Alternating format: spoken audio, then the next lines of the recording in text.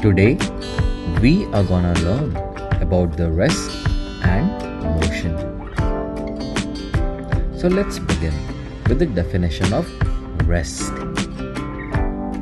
An object is said to be at rest when it doesn't change its position with respect to its surrounding as time passes by.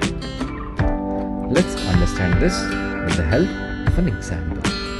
Suppose there is a wall right in front of you, and on the wall is sitting a housefly. Now you wonder to yourself whether it is possible to figure out the position of the housefly on the wall. And in order to do so, we take the help of coordinate geometry, wherein we draw a line along the length of the wall and another along the height of the wall. So from the housefly, we draw two perpendicular lines, one on the x-axis and the other on the y-axis to figure out its coordinate. Let's say A, B. And then we bring about a clock and we observe the housefly doesn't change its coordinate as time passes by. So we say it is at rest.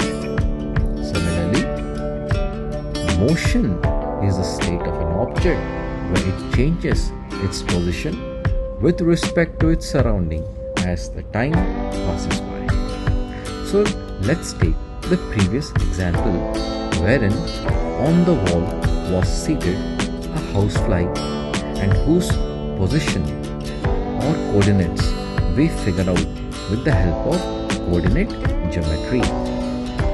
So the initial coordinate that we found was, let's say, A, B. And then we bring about a clock to check whether it is going to change its position or not.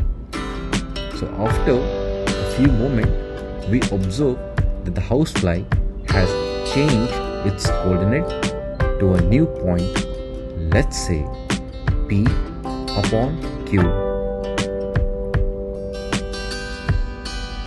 And then we can conclude that irrespective of the path taken by the housefly, since it has changed its position, we can say that the housefly has certainly exhibited motion.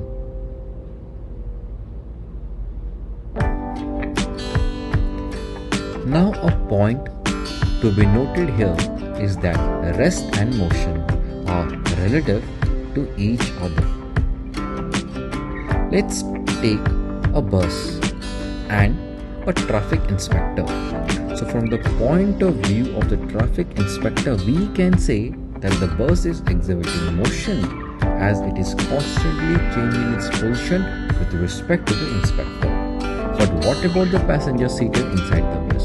Well, as the passengers are not changing their position with respect to the bus, we can say that they are at rest.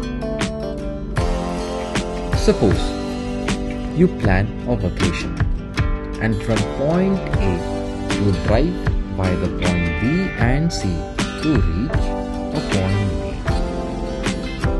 But then you realize that there is another alternate path that runs directly from the point A to the point B. You can even consider it as a shortcut.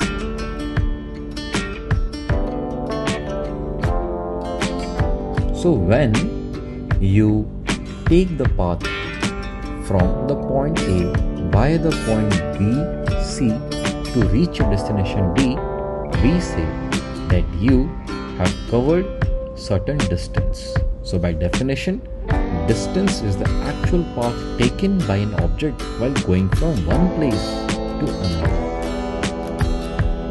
But then do you remember about the alternate path that joined the point A directly to the point D? Well, that is known as displacement. Displacement is the shortest path in a particular direction between the initial point and the final point. As you can see, a path that runs from A to B. So now we have understood that if a body is exhibiting motion in a certain time period, it is given that it will cover certain distance in a given time period. And when we have distance and time, we can calculate its speed, which is related to distance and time.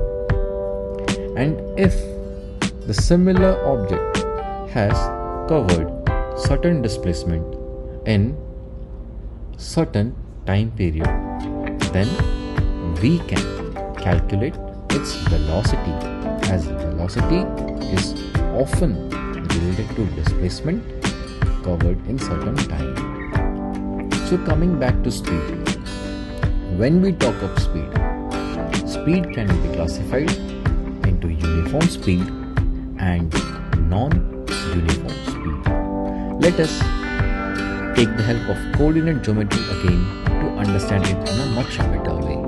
So when we look at uniform speed, let's say we represent time on the x-axis and distance covered on the y-axis, and we draw equal interval of time and check whether in the equal interval of time equal distance has been covered or not. And if equal amount of distance has been covered in equal interval of time, then we get a straight line, as you can see here. Similarly, for non-uniform speed, we represent time on the x-axis and distance on the y-axis. And for equal interval of time, we check whether equal amount of distance has been covered or not. And as you can see here, that for equal interval of time, equal amount of distance has not been covered. So we get a curved line that represents non-uniform speed. Similarly, for velocity also, we can classify it into uniform velocity and non-uniform velocity. So again, we take the help of coordinate geometry, where we represent time on the x-axis and displacement on the y-axis. And for equal interval of time, we check if equal amount of displacement has occurred or not. And if it has occurred, as you can see here, we get a straight line that represents the graph of uniform velocity.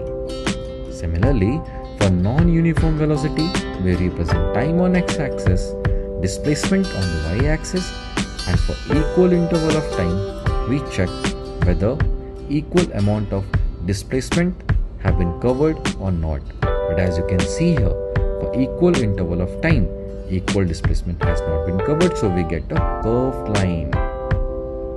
Now that we know the non-uniform velocity, we are introduced to a physical quantity known as acceleration, which by definition is the rate of change of velocity, as in change in the velocity upon the time taken to bring about that change.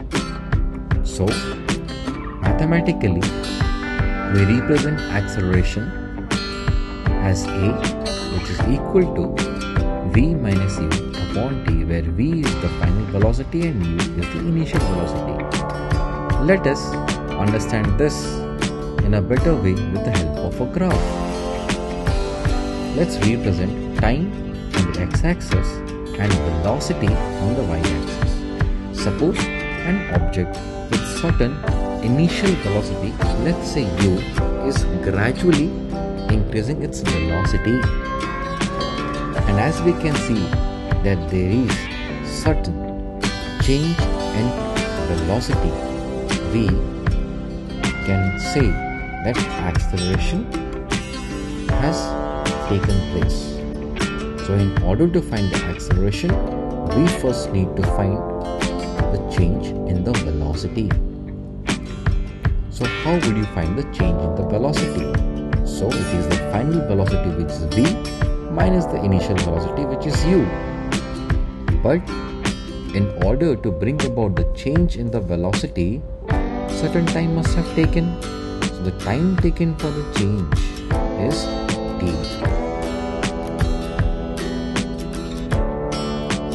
Now that we know that there is a change in the velocity that has happened in certain time interval, we say that the acceleration has occurred, which is the final velocity minus the initial velocity upon time.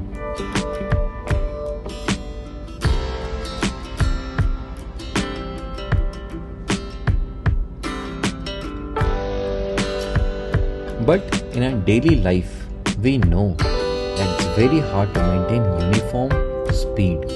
So we consider average speed. And average speed is the total distance travelled upon total time taken. Suppose you start your journey from A, go via B, then C to reach your destination D.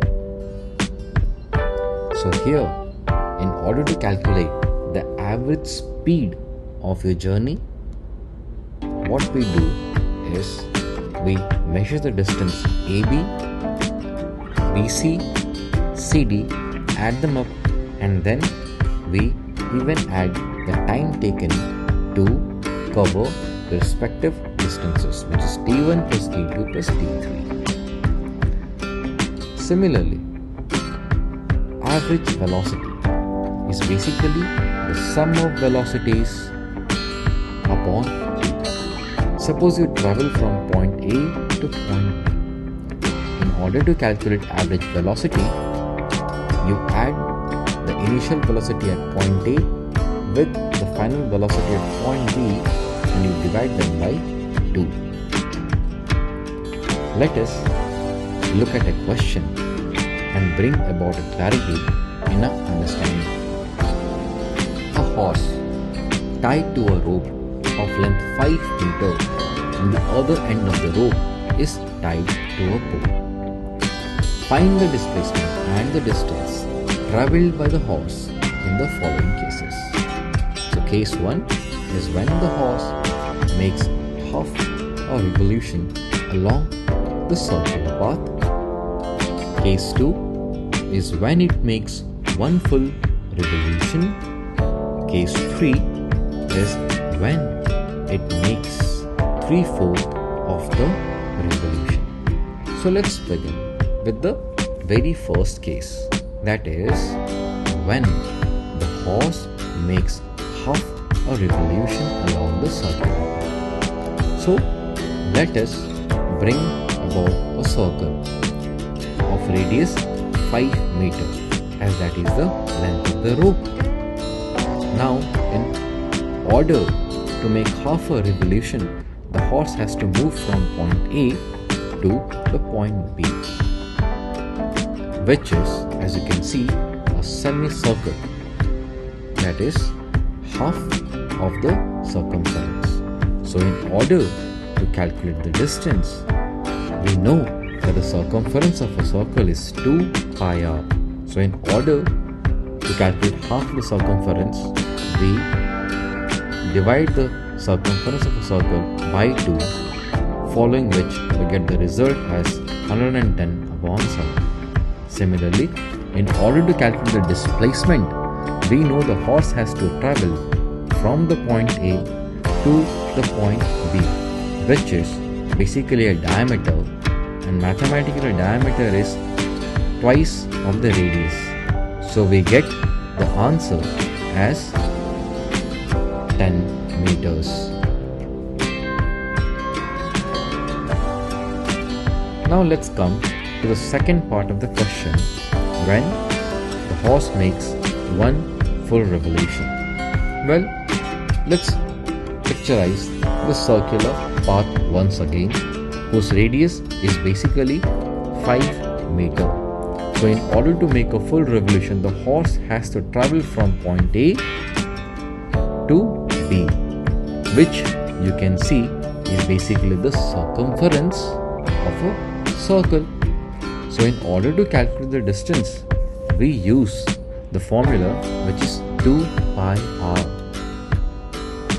and we get the result as 220 upon 7 meters. And in order to calculate the displacement, we know that displacement is the shortest line joining the final point or the initial point and the final point, which as you can see here is 0. Now let's come to the third part of the question, when it makes 3/4 of the revolution.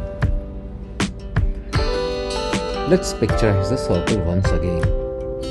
In order to cover a distance, the horse has to travel from the point A to a point B. So mathematically, we know the horse has travelled 3/4 of the circumference, from which we get the result as 165 upon 7. But in order to calculate displacement, we have to see that the horse should travel from point A to point B.